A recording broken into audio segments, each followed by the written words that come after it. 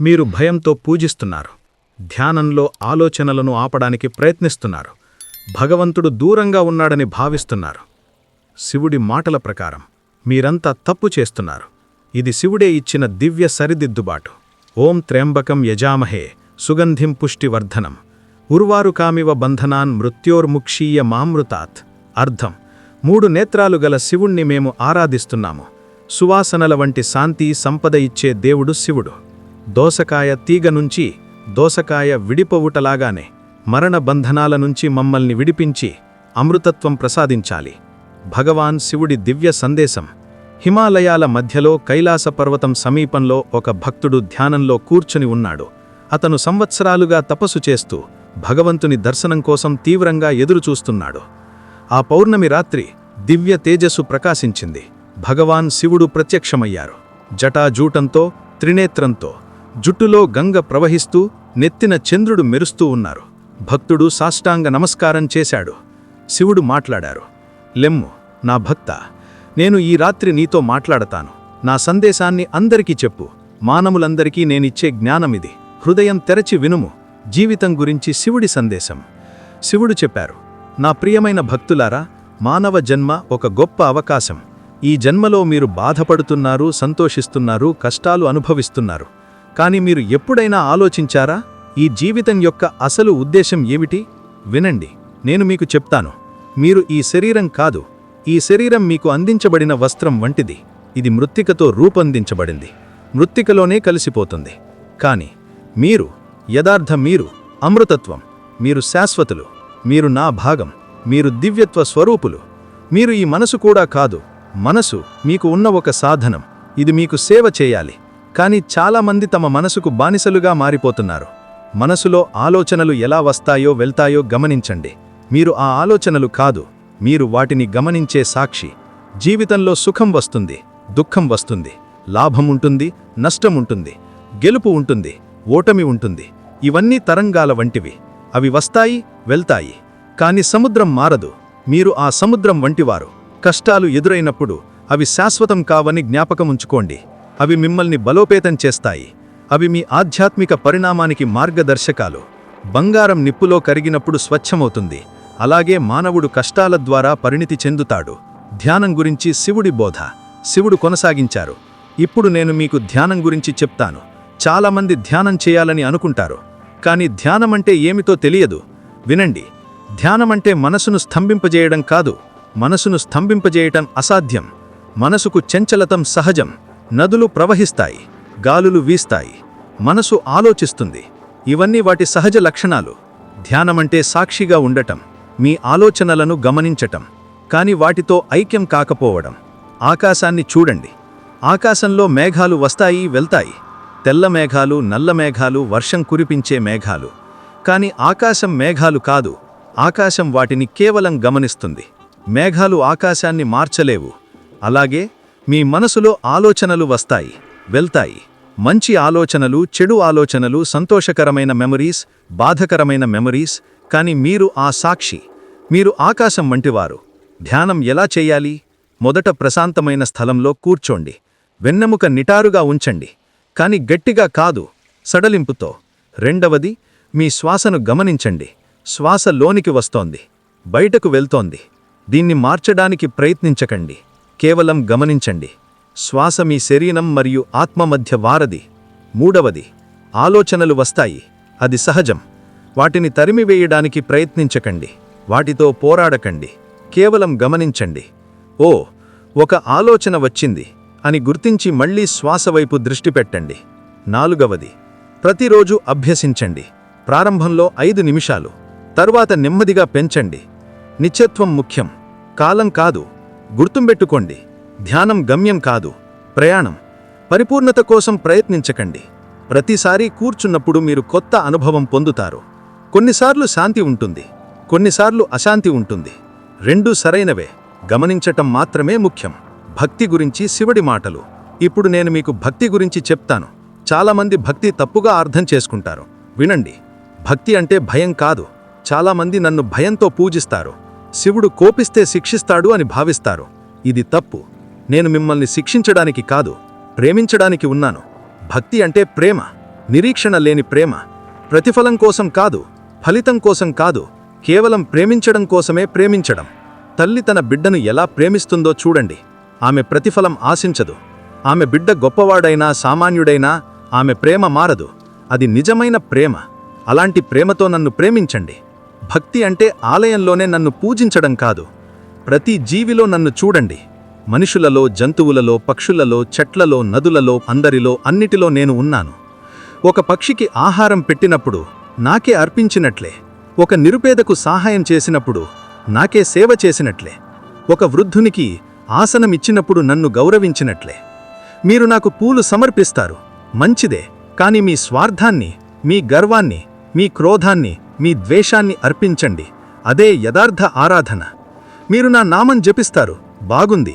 కానీ మీ మాటలు మధురంగా, సత్యంగా, దయతో నిండినవిగా ఉంచండి. అదే నిజమైన జపం. మీరు నాకు దీపాలు వెలిగిస్తారు, మంచిదే. కానీ ఇతరుల జీవితాల్లో ఆశ యొక్క దీపం వెలిగించండి. అంధకారంలో ఉన్నవారికి వెలుగు చూపించండి. అదే నిజమైన ఆరాధన. భక్తి అంటే బాహ్య కర్మలు కాదు, అంతఃకరణం. మీ హృదయాన్ని పవిత్రంగా ఉంచండి. మీ ఆలోచనలను శుభ్రంగా ఉంచండి. మీ ప్రవర్తనను దయతో నిండినదిగా ఉంచండి. అదే నాకు ఇష్టమైన భక్తి. విశ్వాసం గురించి శివుడి బోధన. శివుడు కొనసాగించారు. ఇప్పుడు విశ్వాసం గురించి వినండి. జీవితంలో ఎన్నో అనుమానాలు వస్తాయి, ఎన్నో భయాలు ఉంటాయి. నాకు ఇది సాధ్యమా? నా భవిష్యత్తు ఏమవుతుంది? నేను నిజంగా రక్షించబడతానా అని ఎన్నో ప్రశ్నలు. వినండి. విశ్వాసమంటే చూసి నమ్మడం కాదు. విశ్వాసమంటే చూడకుండానే నమ్మడం. ప్రతిరోజు సూర్యుడు తూర్పున ఉదయిస్తాడు. రేపు కూడా అలా జరుగుతుంది అని మీరు ఎందుకు నమ్ముతారు? ఎందుకంటే ఇప్పటివరకు అలాగే జరిగింది. అదే విశ్వాసం. మీరు నడిచేటప్పుడు ప్రతి అడుగు నేలపై పడుతుంది అని విశ్వసిస్తారు. మీరు దాన్ని ఎందుకు పరీక్షించరు? ఎందుకంటే మీకు విశ్వాసముంది. అలాగే జీవితంలో కూడా విశ్వాసముంచండి. ఈ విశ్వం మీకు కాపాడుతుంది. నేను మీతో ఉన్నాను, ఎప్పుడూ ఉన్నాను. మీరు ఒంటరిగా లేరు. మీరు ఎన్నటికీ ఒంటరిగా ఉండరు. అమావాస్య రాత్రిలో చంద్రుడు కనిపించినప్పుడు కూడా చంద్రుడు అక్కడే ఉన్నాడు. మబ్బులు దాచివేస్తాయి, కానీ చంద్రుడు లేకపోడు. అలాగే మీ జీవితంలో కష్టకాలంలో నేను దూరంగా ఉన్నట్లు అనిపించవచ్చు, కానీ నేను మీ దగ్గరే ఉన్నాను. ఎల్లప్పుడూ మీ దగ్గరే ఉంటాను. విశ్వాసమంటే ప్రమాణం కోరడం కాదు. విశ్వాసమంటే హృదయపూర్వకంగా స్వీకరించడం. బుద్ధి ద్వారా కాదు, ప్రేమ ద్వారా గ్రహించటం. చిన్న పిల్లవాడు తన తల్లి చేతుల్లో భద్రంగా అనుభవిస్తాడు. అతను ఎందుకు అడగడు, అమ్మా నువ్వు నన్ను పడనివ్వకుండా పట్టుకుంటావా? అతనికి విశ్వాసముంది. అలాంటి విశ్వాసంతో నా చేతుల్లో మిమ్మల్ని అప్పగించండి. భయం వచ్చినప్పుడు నా పేరు స్మరించండి. ఓం నమఃశివాయ. ఈ మంత్రంలో అపారమైన శక్తి ఉంది. ఈ మంత్రం మిమ్మల్ని రక్షిస్తుంది, బలోపేతం చేస్తుంది, శాంతి ప్రసాదిస్తుంది. ఆధ్యాత్మిక మార్గం గురించి శివుడి మార్గదర్శకత్వం. ఇప్పుడు నేను ఆధ్యాత్మిక మార్గం గురించి చెప్తాను. ఈ మార్గం అందరికీ ఒకేలా ఉండదు. ప్రతి వ్యక్తికి వారి సొంత మార్గం ఉంటుంది. కానీ కొన్ని సూత్రాలు అందరికీ వర్తిస్తాయి. వినండి. మొదటి సూత్రం, స్వీయ పరిశీలన. ప్రతిరోజు కొంత సమయం మీ గురించి ఆలోచించండి. ఈరోజు మీరు ఎలా మాట్లాడారు, ఎలా ప్రవర్తించారు, ఎవరినైనా బాధ పెట్టారా, ఎవరికైనా సహాయం చేశారా? మీ తప్పులను గుర్తించండి, సరిదిద్దుకోండి. మీ గుంచి కార్యాలను గుర్తించండి, కొనసాగించండి. రెండవ సూత్రం, క్షమ. క్షమించడం నేర్చుకోండి. ఇతరులను క్షమించండి. అంతకంటే ముఖ్యంగా మిమ్మల్ని మీరు క్షమించుకోండి. మీరు తప్పులు చేస్తారు, అది మానవత్వం. కానీ ఆ తప్పుల్లో ఇరుక్కుపోకండి. క్షమించుకోండి, నేర్చుకోండి, ముందుకు సాగండి. కోపాన్ని వదిలేయండి. కోపం ఒక విషం. అది మీ హృదయాన్ని మలినం చేస్తుంది. ఎవరైనా మిమ్మల్ని హింసించినప్పుడు వారిని క్షమించండి. క్షమాపణ బలహీనత కాదు, శక్తి. ద్వేషాన్ని వదిలేయండి. ద్వేషం విషం వంటిది. మీరు ఇతరులను ద్వేషిస్తున్నప్పుడు మొదట మీరే బాధపడతారు. ద్వేషం మిమ్మల్ని హింసిస్తుంది, ఇతరులను కాదు. అసూయను తొలగించండి. అసూయ చీకటి. ఇతరుల విజయాలకు సంతోషించండి. ప్రతి ఒక్కరూ వారి సొంత ప్రయాణంలో ఉన్నారు. మీ ప్రయాణంపై దృష్టి పెట్టండి. మూడవ సూత్రం, దయ. ప్రతి జీవి పట్ల దయ చూపండి. చిన్న పురుగునైనా అనవసరంగా హింసించకండి. ప్రతి జీవిలో నేను ఉన్నాను. ఒక జీవిని హింసించడం నన్ను హింసించడం వంటిది. మీ మాటల్లో దయ ఉంచండి. మాటలు చాలా శక్తివంతమైనవి. అవి నిర్మించగలవు, ధ్వంసం చేయగలవు. మధురమైన మాటలు మాట్లాడండి. మీ మాటలతో ఎవరినీ బాధ పెట్టకండి. మీ క్రియల్లో దయ ఉంచండి. సహాయం అవసరమున్నవారికి సహాయం చేయండి. ఆహారం అవసరమున్నవారికి ఆహారం ఇవ్వండి. ఓదార్పు అవసరమున్నవారికి ఓదార్పు ఇవ్వండి. మీ ఆలోచనల్లో దయ ఉంచండి. ఇతరుల గురించి చెడుగా ఆలోచించకండి. మంచి చూడండి, చెడు కాదు. 4వది సంతృప్తి. మీ దగ్గర ఉన్నదానితో సంతృప్తి పడండి. ఇతరులతో మిమ్మల్ని పోల్చుకోకండి. ప్రతి ఒక్కరికి వారి సొంత గతి ఉంది. మీరు మీ ప్రయాణంలో ఉన్నారు, వారు వారి ప్రయాణంలో ఉన్నారు. కోరికలు తప్పు కాదు, కానీ అనంత కోరికలు మిమ్మల్ని బంధిస్తాయి. సాధించాల్సిన లక్ష్యాలు ఉండవచ్చు, కానీ ప్రస్తుతం ఉన్నదానితో సంతృప్తి పడండి. సంపదకు బానిస కాకండి. డబ్బు అవసరం, కానీ డబ్బు అంతా కాదు. గుర్తుంపెట్టుకోండి, అత్యంత విలువైన వస్తువులు డబ్బుతో కొనలేము. ప్రేమ, శాంతి, ఆనందం, సంతృప్తి ఇవి డబ్బుతో రావు, ఇవి లోపలి నుండి వస్తాయి. 5వది అంతఃకరణ శుద్ధి. మీ హృదయాన్ని పవిత్రంగా ఉంచండి. చెడు ఆలోచనలు వస్తాయి, అది సహజం, కానీ వాటిని పోషించకండి. వాటిని గమనించండి, వదిలేయండి. మంచి ఆలోచనలను పెంపొందించుకోండి. ప్రేమతో, దయతో, కరుణతో నిండిన ఆలోచనలు ఇవి మీ హృదయాన్ని పవిత్రం చేస్తాయి. సత్యాన్ని మాట్లాడండి. అబద్ధం కొంతకాలం విజయవంతం కావచ్చు, కానీ చివరికి సత్యమే విజయిస్తుంది. ఎల్లప్పుడూ సత్యం చెప్పండి, కానీ మధురంగా చెప్పండి. మీ శరీరాన్ని ఆలయంగా భావించండి. దీనిని శుభ్రంగా ఉంచండి, ఆరోగ్యంగా ఉంచండి. స్వచ్ఛమైన ఆహారం తీసుకోండి, మితంగా తినండి, వ్యాయామం చేయండి. మీ శరీరం నా నివాసం. శివుడు చివరి సందేశం.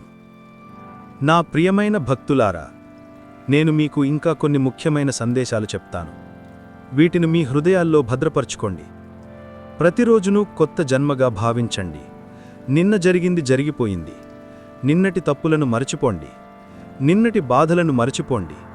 ఈరోజు కొత్త అవకాశం, కొత్త ప్రారంభం. ఉదయం మీరు మేల్కొన్నప్పుడు, ఈరోజు నేను మంచివాణ్ణిగా ఉంటాను, ఈరోజు నేను ప్రేమతో జీవిస్తాను అని నిర్ణయించుకోండి. క్షణం క్షణం జీవించండి. గతాన్ని గురించి చాలా ఆలోచించకండి. భవిష్యత్తు గురించి చాలా ఆందోళన చెందకండి. ఇప్పుడు ఇక్కడ ఉండండి. ఈ క్షణం ఒక బహుమతి, దాన్ని అనుభవించండి. ప్రకృతిని గౌరవించండి. చెట్లు, నదులు, పర్వతాలు, జంతువులు ఇవన్నీ నా సృష్టి. వీటిని కాపాడండి. చెట్లను నరకడం తప్పు. నదులను కలుషితం చెయ్యకండి. జంతువులను హింసించకండి. ప్రకృతితో సామరస్యంగా జీవించండి.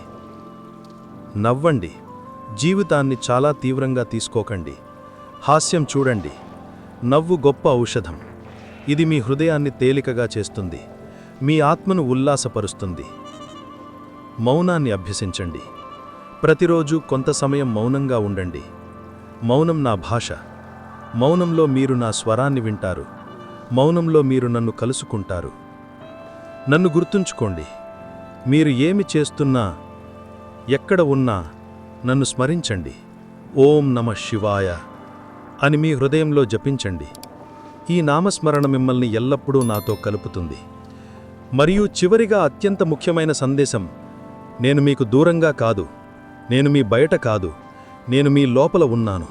మీరు నన్ను వెదకాల్సిన అవసరం లేదు, మీరు నన్ను కనుగొనాల్సిన అవసరం లేదు, ఎందుకంటే మీరు ఎప్పుడూ నన్ను కోల్పోలేదు. నేను మీ శ్వాసలో ఉన్నాను, నేను మీ హృదయ స్పందనలో ఉన్నాను, నేను మీ ఆలోచనల్లో ఉన్నాను, నేను మీ ప్రేమలో ఉన్నాను, నేను మీ మౌనంలో ఉన్నాను. కైలాసానికి రావాల్సిన అవసరం లేదు నన్ను కలుసుకోవడానికి. ఆలయాలు తిరగాల్సిన అవసరం లేదు, గొప్ప తపస్సు చేయాల్సిన అవసరం లేదు. కేవలం మీ కళ్ళు మూసుకోండి. మీ శ్వాసను గమనించండి. మీ హృదయంలో లోతుగా దిగిపోండి. అక్కడ నేను వేచి ఉన్నాను, ఎప్పుడు వేచి ఉన్నాను. మీరు నన్ను పిలిస్తే నేను సమాధానమిస్తాను. మీరు నన్ను వెదుగితే నేను దొరుకుతాను. మీరు తలుపు తడితే నేను తెరుస్తాను. మీరు ఒంటరిగా లేరు. మీరు ఎప్పుడూ ఒంటరిగా ఉండలేరు. నేను మీతో ఉన్నాను, ఎల్లప్పుడూ, ప్రతి క్షణం, ప్రతి శ్వాసలో. ఈ సందేశాన్ని గుర్తుంచుకోండి. ఈ సత్యాన్ని హృదయంలో భద్రపరచుకోండి. మీరు దివ్యులు, మీరు శాశ్వతులు, మీరు నా అంశం. మీరు నన్ను ఓం నమః శివాయ, ఓం నమః శివాయ, ఓం నమః శివాయ. ఈ మంత్రం మీ రక్షణ కవచం. ఈ మంత్రం మీ శక్తి. ఈ మంత్రం మీకు నా ఆశీస్సు. నా ప్రియమైన భక్తులారా, ఇప్పుడు నేను వెళుతున్నాను. కాని గుర్తుంచుకోండి, నేను వెళ్ళటం లేదు. నేను మీతో ఉన్నాను. మీరు ఈ మాటలు మరచిపోవచ్చు, కాని నేను మిమ్మల్ని మరచిపోను. మీరు నన్ను మరిచిపోవచ్చు, కాని నేను మిమ్మల్ని ఇప్పటికీ మరిచిపోను. ఓం నమః శివాయ. హర హర మహాదేవ్. భక్త, వీడియో నచ్చితే ఒక లైక్ ఇవ్వండి. అది మాకు చాలా ప్రోత్సాహకరంగా ఉంటుంది. మీ అభిప్రాయాన్ని కామెంట్లలో తప్పకుండా చెప్పండి. మరిన్ని కథలు వినడానికి మన ఛానల్ని సబ్స్క్రైబ్ చేస్తే మీరు వాటిని మిస్ అవ్వరు. చూసినందుకు అందరికీ నా హృదయపూర్వక ధన్యవాదాలు.